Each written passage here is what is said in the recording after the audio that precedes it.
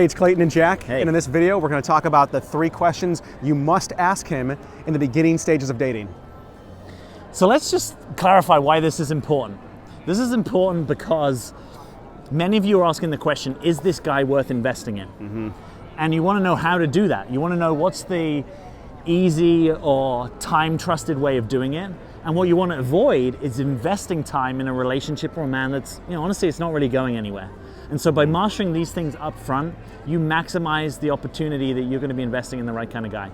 Yeah, I love that. And primarily because I've worked with a number of women who have dated men for months, sometimes even a year, and they don't have the answers to these questions that we're about to ask. Stop doing that. Yes. Stop doing that. Yes. You deserve to know the answer to these questions. Right. You at least deserve to ask them and for a guy to do his best job at answering them. Now, we're not guaranteeing that relationship will work out, but a relationship being investable is that the guy is actually available to be in a long-term relationship. Right. Yep. So these are the questions that will help you orient towards that and help him tell you the truth about what he's available for.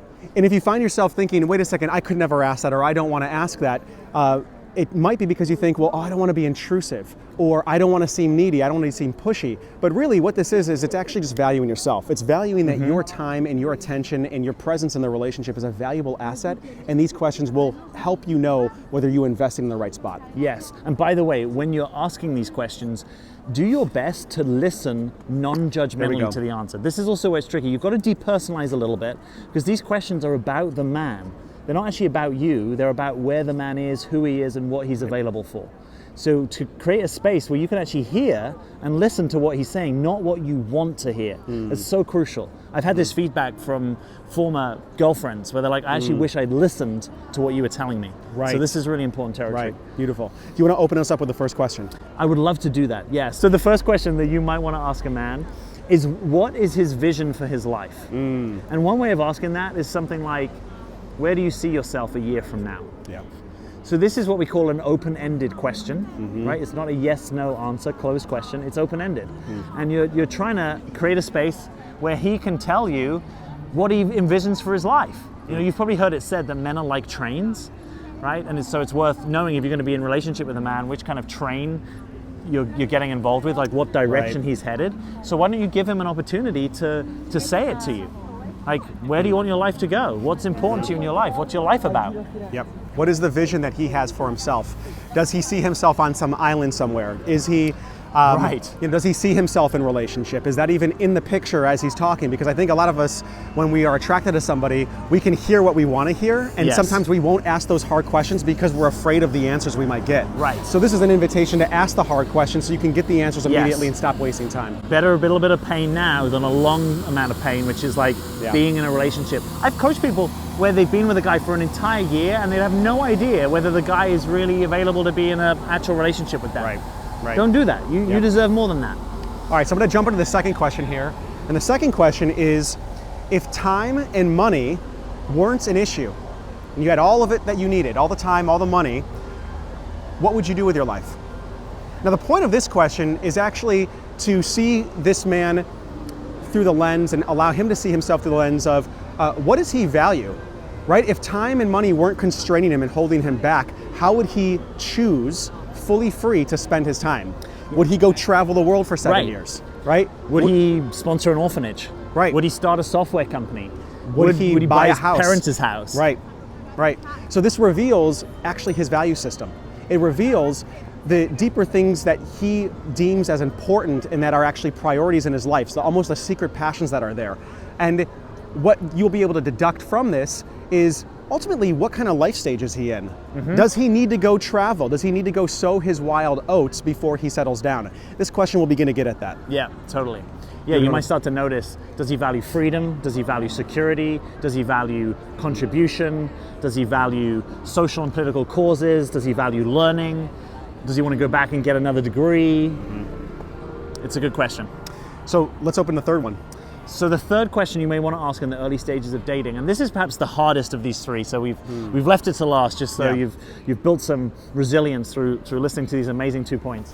So the third question is, what do you want from your dating? What do you want from your dating? And again, if you can listen non-judgmentally here and just create a space that he can talk into as easily as possible without him needing to answer a certain way, it will really serve you. And what this question allows is for him to say, you know what, I'm dating because I'm actually looking to settle down with someone. Right? Or I just got out of a relationship and I'm not actually looking for something serious right now. Right. And if you don't ask him this, how are you supposed to know? Yeah. And this is actually giving him a chance to be honest. And I think a lot of women imagine that a guy will never answer that question honestly. Right. And I think you might be surprised. Yeah. I think it's much easier for a guy to be less honest if the honest conversation isn't happening. Yeah. And it may be that he hasn't taken the time to really articulate to himself what he's available for, right? Let's say he has just stepped out of a relationship. Is he ready for a new relationship, or does he just want to have something less serious? Right. Has he thought about the fact that he wants to travel the world next year, and so maybe this isn't the time to get into a new relationship? Yep.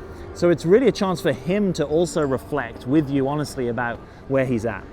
And all of this, to just summarize it one more time, and just put like an umbrella over all of it, is ask from a place of curiosity. Don't interrogate him. Ask truly from a place of wanting to know the answer and wanting to learn about him, because whatever life stage he's in, whatever he's valuing, whatever he wants out of dating or where he sees himself, this is just revealing where he's at. He's another human being in front of you, and you get to appreciate him exactly where he's at. It's almost like asking from the perspective of being a good friend of his that would want to know the answers because you actually want to know him rather than your projection of who he is, where he's going, and what how he's you available want him for. to be. Yeah, so this is actually a chance for you to get more present to what's really there. So if you like what we had here and you are single, or you've got a guy in mind and you're wanting to make this relationship work, Jack and I have a webinar called The 3 Keys to Attracting and Keeping a High Quality Man. The link is below this video. You can click on it and register for a time that works for you. And in this webinar, we open up the box of some of the best material that we teach. It doesn't even, the YouTube videos that we put out don't even compare to the amount of intention and time that we put into this. So check it out, click the link below, and we'll see you there. We'll see you there.